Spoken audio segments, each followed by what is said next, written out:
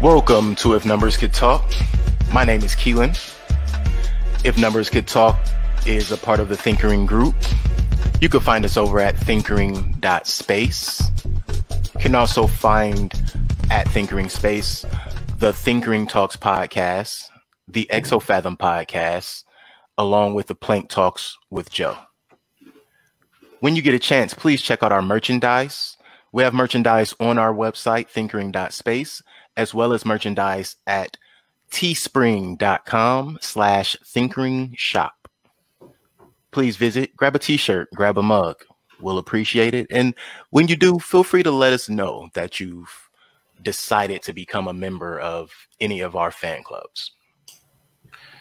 Today on If Numbers Could Talk, we'll be discussing basketball, but a little different. A lot of times we go in and I just start breaking down players that everybody talks about and all of those kind of things. And here at If Numbers Could Talk, our main thing is not emotion, it is numbers. And with that being the case, we can touch on so many different sports and realms of things, entertainment, business. And today, I'm taking the time to go to a different side of sports that we don't often discuss, even in sports rooms where, there's just commentary going on. So today I took the time to do the same thing I've done in the past for other athletes. However, most of those athletes in the past that I have already covered are men. The athletes I'll be covering today, they are not lower on the totem because of their gender. They are women. However, they are incredible athletes, and we do not talk about them enough. So the two players that I've decided to cover today, I personally watched. I also tried to bring things to the table that I have personally had the time to enjoy, not just read about, but things that I've actually enjoyed. People that I've actually enjoyed watching play. The first player is known to some as a female Jordan. She's been compared that way. She had a brother, Quincy, that was in the NBA. And she played for 13 years in the WNBA. And if you ask me, she is one of the top 5, if not top 10 guards to play. But that's where my emotion comes in. We're going to stick to numbers today. But again, if you ask me, I would definitely put CAPPIE PONDEXTER in my top 10, if not top 5 point guards of WNBA history. Now, the person I am comparing her to is not just a rival, if you would even consider them rivals. The person I am comparing her to was once her teammate. I have heard them both openly refer to each other as sisters.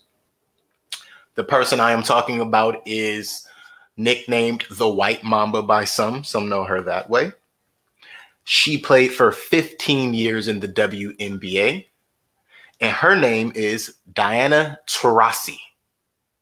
If you know who Diana Taurasi is, then you understand. If you know who CAPPIE PONDEXTER is, then you understand.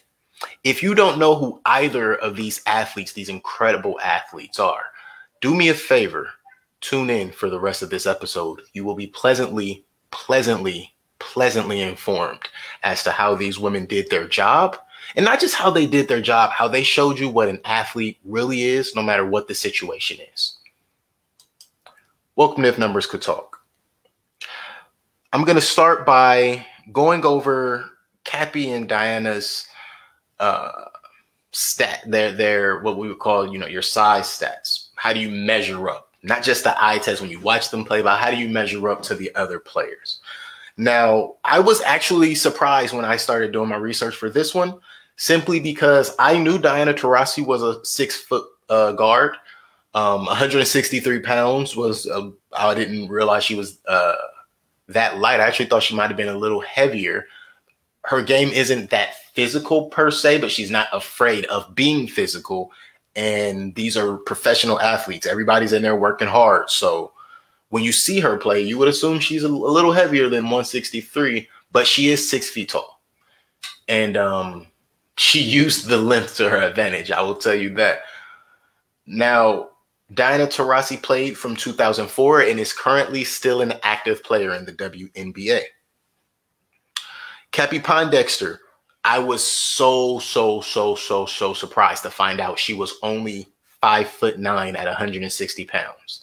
If you saw CAPPIE PONDEXTER play, specifically when you saw her and Diana on the floor together back when they were in Phoenix, I'm not one of those people that's going to make you think I watched every single game, but the game I watched plenty. And to be 5'9", you easily would have thought CAPPIE PONDEXTER was taller than Diana Taurasi. You thought she was easily 6'2", 6'3", just based on her style of play. She played.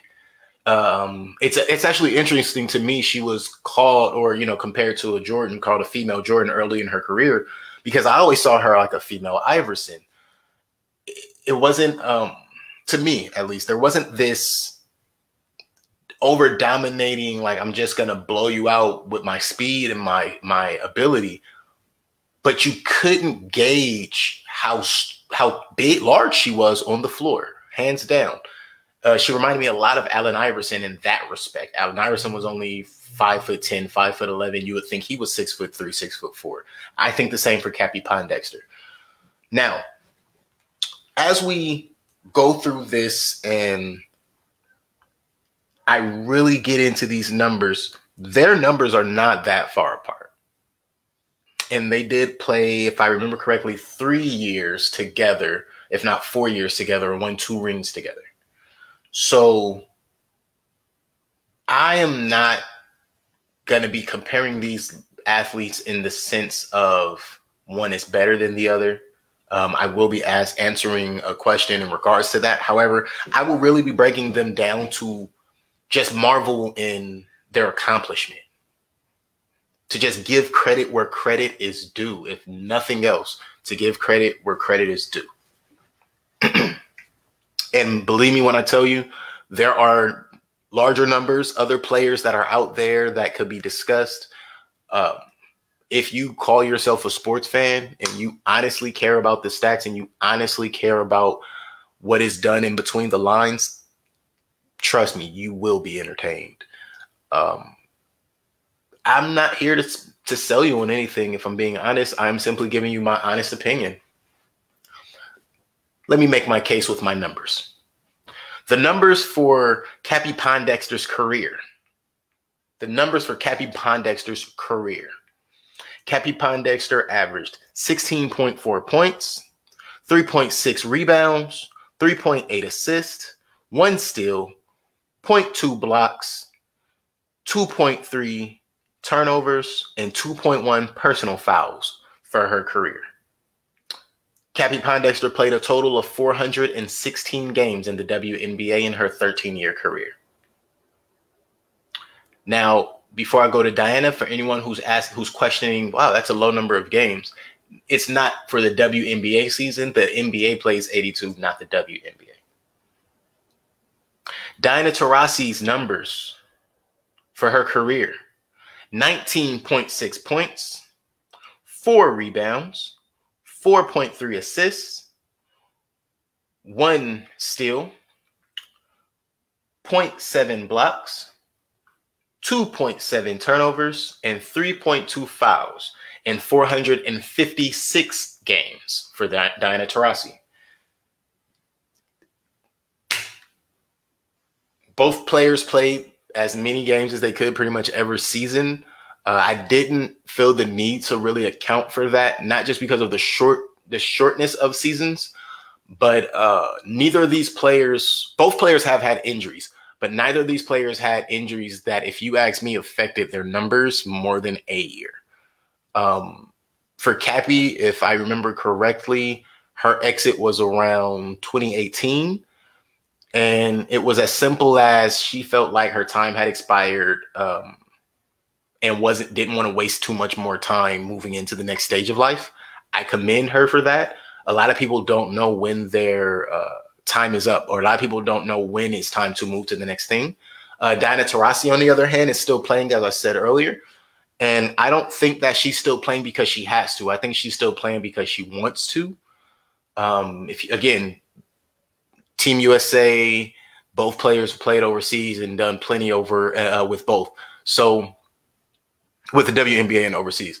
So I am not one of those people that are, I'm not under the impression that WNBA players play as much for the money as they do for the love.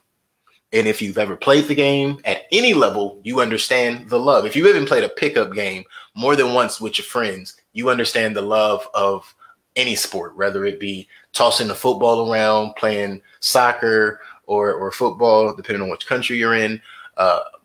Whatever your sport is, you understand that love in your sport can be, or your hobby.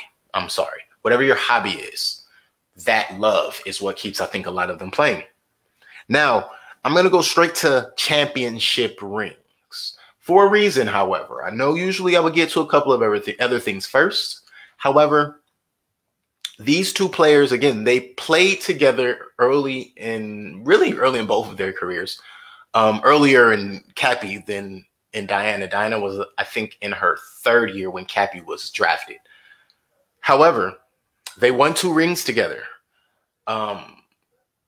I agree with what even both of them have said in interviews. I remember the consensus. It was really weird when CAPPIE won it out. And it was again, the WNBA isn't quite like the NBA where, you know, you get these big media stories. Oh, so-and-so wants out and what's the deal going on? It wasn't really that. It was, you know, I think it's time for me to move on. And it was just understood. It wasn't really, I wouldn't say understood. It was just discussed and it happened, right? So after the 2 rings, CAPPIE PONDEXTER leaves. A couple of years later, I think 2014, Diana Taurasi and Phoenix wins another ring. So Diana Taurasi has 3 championships to CAPPIE PONDEXTER's 2 championships. Amount of minutes that have been played, CAPPIE PONDEXTER played 12,785 minutes in her WNBA career. Diana Taurasi has played to date 14,134 WNBA minutes in her career. For percentages, again, these 2 players, they were really close in a lot of things. And when I get to the end of it, you'll understand these were ballers. These were real life ball players right here. Major players, right? Major players. Now, these major players, percentage wise, CAPPIE PONDEXTER had 42.2% from the field, 35 even. I don't want to say flat for a jump shot. That sounds disrespectful. 35% from the 3-point range for CAPPIE PONDEXTER, and 84.2% from the free throw line for her career for CAPPIE PONDEXTER. It's 13 years of the WNBA. For Diana Taurasi, in her 15 years in the WNBA, 43.2% from the field, 36.7% from the 3-point line, and 87.1% from the free throw line for Diana Taurasi in her 15-year career. Now, not only did both of these ladies play high level of minutes, both of these ladies shot high percentile from the field. Both of them are on the list for highest field goals. And I believe CAPPIE is in the top 5 for 3-point attempts and makes. Number 4 in attempts for field goals and number 4 in makes for field goals. Diana Taurasi is number 1 in field goal attempts, field goal makes, 3-point attempts, 3-point makes, and I believe free throw makes as well. Yes, free throw makes as well. All time for all 3 of those categories for Diana Taurasi. And again, that simply tells you that these athletes, these ladies showed up. They gave all the sweat in their body, all the blood in their body was pumping through their heart into their muscles, getting the job done, high level activity. And most importantly, They did it because they love the game. So here we are getting to awards. Before we get to totals, we've covered percentage, we've covered averages. They both have rings, 2 versus 3 rings. But what about season awards? Season awards, right? And if we were comparing, just to be clear, if I were really comparing them, the way I would view the rings is Diana is 1 ring ahead, so it's 0-1. They won 2 together. If I were comparing. But I'm not. I'm simply appreciating the body of work that both of these women have put forth. For awards, CAPPIE PONDEXTER has 4 All-NBA votes, or 4 All-NBA selections. She wasn't just voted, she was selected. Diana Taurasi has 13 All-NBA selections. Diana Taurasi won Rookie of the Year, and she has 1 MVP. Diana Taurasi has 2 Finals MVP. CAPPIE PONDEXTER has 1 Finals MVP. CAPPIE PONDEXTER was voted to the All-Rookie team. CAPPIE PONDEXTER has been voted to the All-Defensive team 1 time in her career. All-Star selections. CAPPIE PONDEXTER has had 7 All-Star selections. Diana Taurasi has had 9 All-Star selections. The awards alone show you that not only did they come to do their job, it was noticed by their opponent. It was noticed by their coaching staff and the fans and the media. So again, the reason that I don't feel we need to really compare these bodies of work is they're 2 great bodies of work that just have to be commended. We have to be aware when there's just something so great and so amazing in front of us that we don't have to try to tarnish it by putting it against something that might be greater and or less than. Now, let's get to these totals, point totals, rebound totals, assist totals for career totals, the accumulation of a career, right? Now, CAPPIE PONDEXTER had the total of 6,811 points,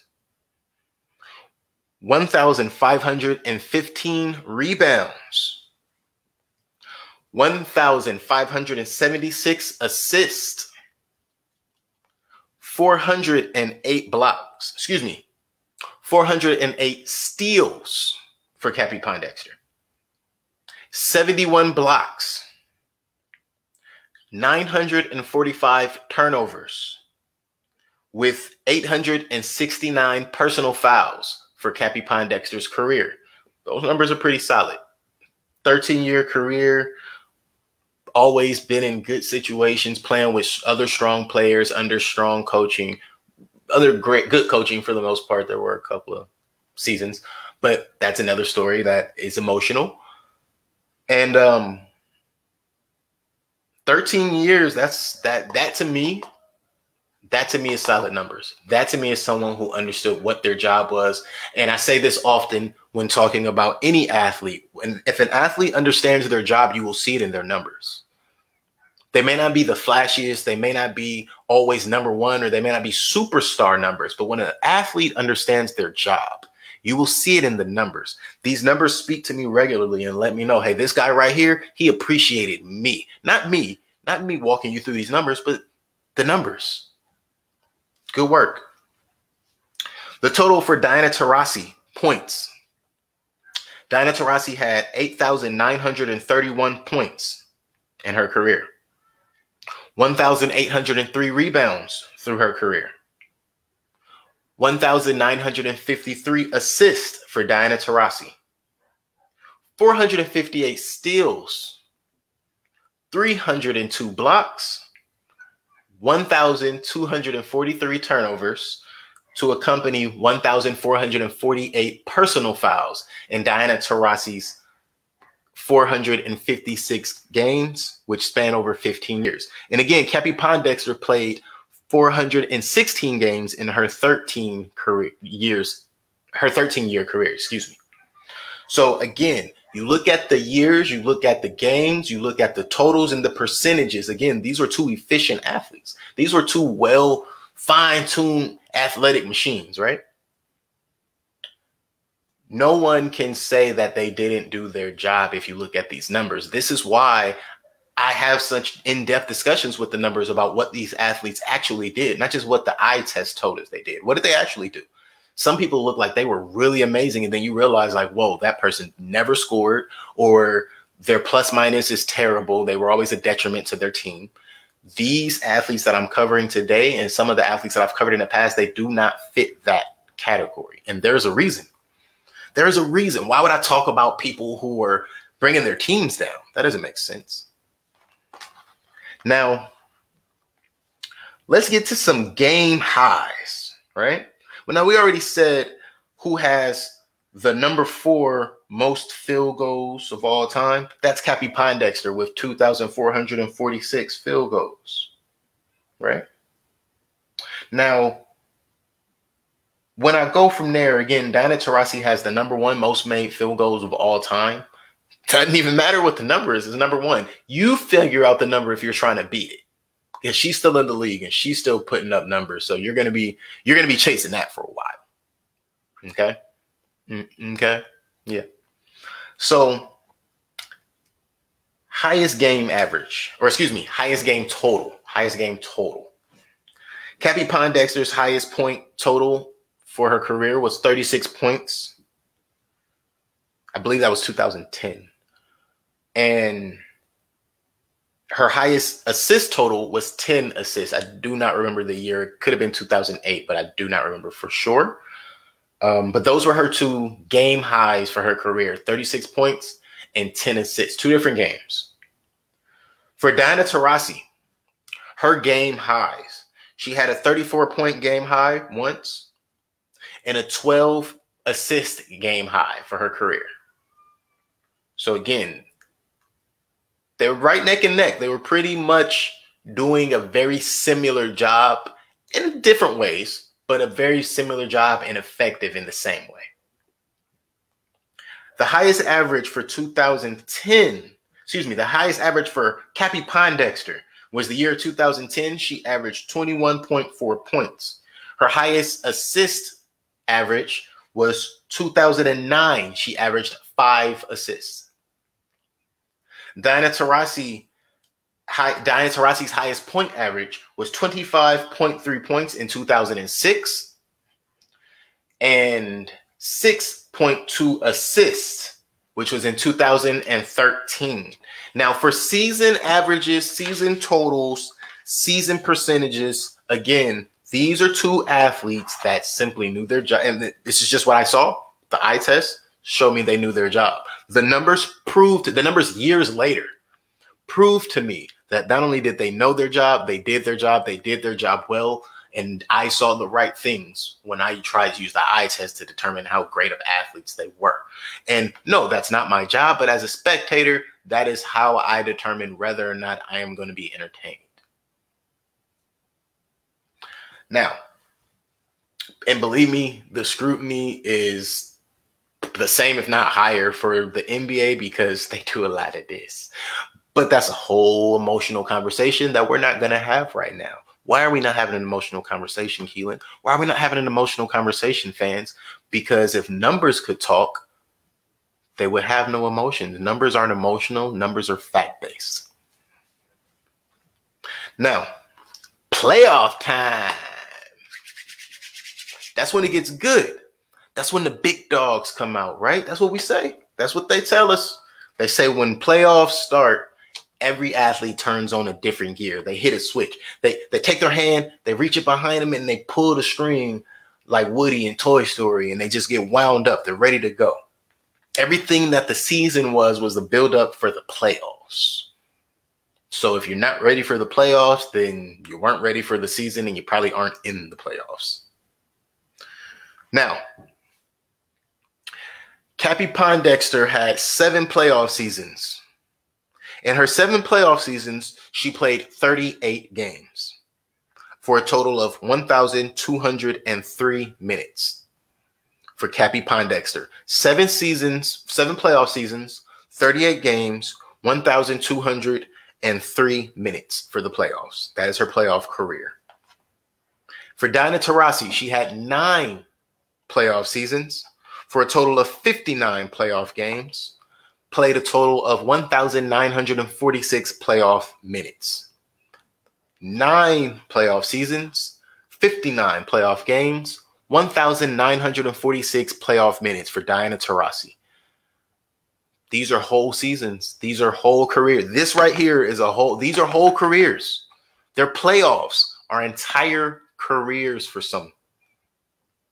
So understand that all the numbers I rattle off for 7 seasons of playoffs and 9 seasons of playoffs, this was work. This was work. Excuse me.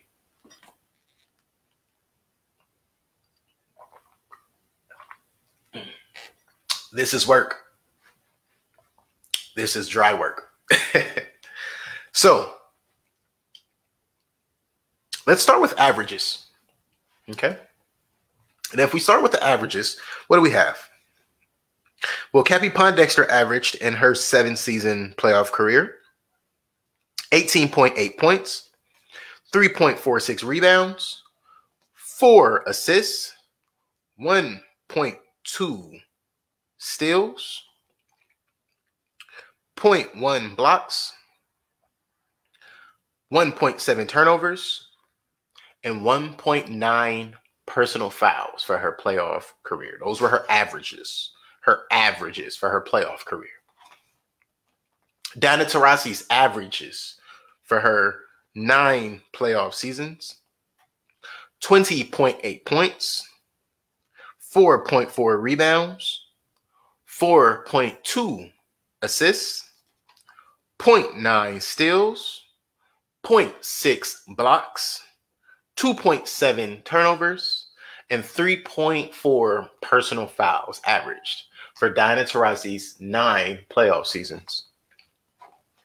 Now, when you consider CAPPIE played 1,203 minutes, Diana played 1,946 minutes, and then you go recap just starting with averaging 18 points, or excuse me, at least 19 points and 4 assists with 4 rebounds for CAPPIE, and 1,946 playoff minutes for Diana while averaging at least 21, let's call it, 4 rebounds and 4 assists as well. Man, oh man, oh man. I'm just going to listen.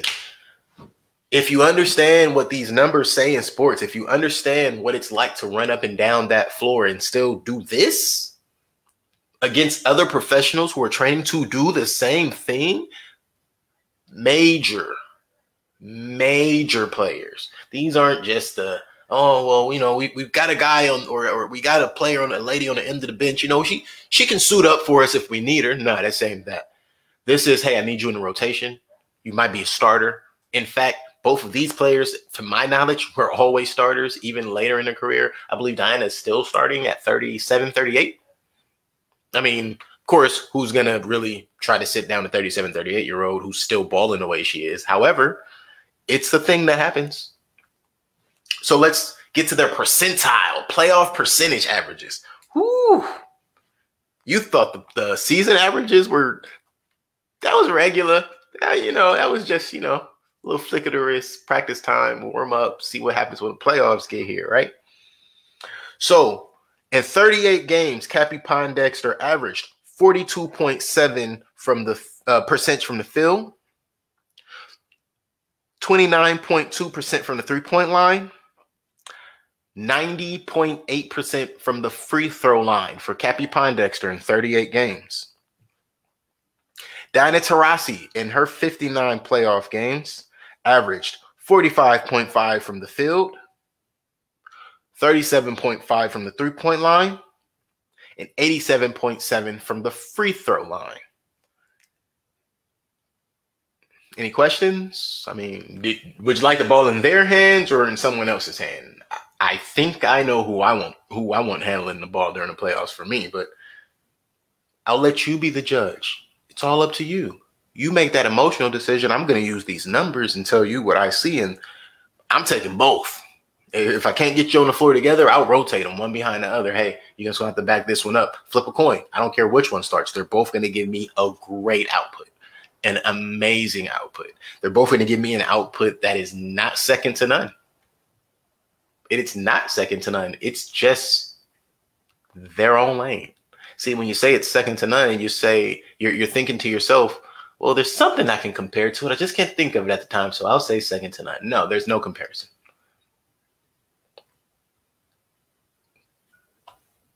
Right? So when I say they were efficient in their seasons, I can also say they were efficient in their playoff seasons, their playoff accomplishments. 2-time champion, 3-time champion. Efficiency is what got them there. Now let's talk about these totals. Not the serial, not the singing group, the total playoff accumulation, excuse me, but the playoff totals for both of these players. Let's talk about that. These ladies, they were efficient. They were on time, you know, if you want to call it that. And they played high intensity ball. These are two players that play. I don't think they're not sweating when they're walking down the tunnel because they're already prepared for what's coming. I think they're sweating walking out of the tunnel. They're sweating during announcement. They're sweating while, you know, teams walking out and introductions are being done. I just think that's how it works. And when I say sweating, I don't mean physically. I mean, the brain is already in the mode it needs to be in to understand what needs to be done. The only thing they're waiting to find out is what they're working against. And I believe that's most professional athletes, but I'm covering these two right now. Playoff totals for Cappie Pondexter. Cappie Pondexter had a total of 714 points, 137 rebounds, 153 assists, 45 steals, 5 blocks, 65 turnovers, with 71 personal fouls for her 1,203 playoff minutes. Cappie Pondexter showed up all 38 of those games. Just look at it. Shooting 42%, you get 714 points in 38 games. It's incredible. Now, more incredible, more awesomeness, more incredibleness to be added to this. Diana Taurasi's playoff totals: 1,228 points, 259 rebounds, 247 assists, 55 steals, 37 blocks, 161 turnovers, with 201 personal fouls for her 1,946 playoff minutes throughout her career. Diana Taurasi and Cappie Pondexter are clear examples of what you want to do when you get a job you love. You want to show how much you love it in the results. They never have to speak a word. I believe it's about the majority of athletes who actually came to do their job. They don't have to convince you they did their job. All they have to do is direct you to the internet, because all of their body of work is there for you to go and find. These two women, their numbers say to me that if they were given the chance to start their careers over with the knowledge that is out there today, they would probably double or triple what I just read off for what they've already accomplished. Again, Diana Taurasi was drafted in 2004. She's still playing in 2020. Cappie Pondexter was drafted in 2006. She decided to stop playing in 2018. She was still capable of playing. High intensity and low impact can be done together. These were two guards. These were not swingmen. These are guards. Their job, in essence, is actually to find other people to score, is to get everyone else involved. And not only did they do that, their numbers show that they were efficient with their own scoring. Their numbers show they were efficient with distribution. That tells me they were efficient with understanding what was needed of them. Now, the reason I say that these two are major players, again, they did not take minor roles, so they never accomplished anything minor throughout their career. This was all major. I appreciate everyone who took the time to stay with us and listen. When you get some time, take a trip over to thinkering.space, visit our socials, visit our YouTube, check us out on Spotify, Apple, Play Store, whichever you subscribe to. Feel free. We also have merch store on thinkering.space. If you wanted to also get to it, you can go to teespring.com/thinkering-shop. We appreciate, I appreciate, and I hope you appreciate. Thanks for listening, guys. See you next time.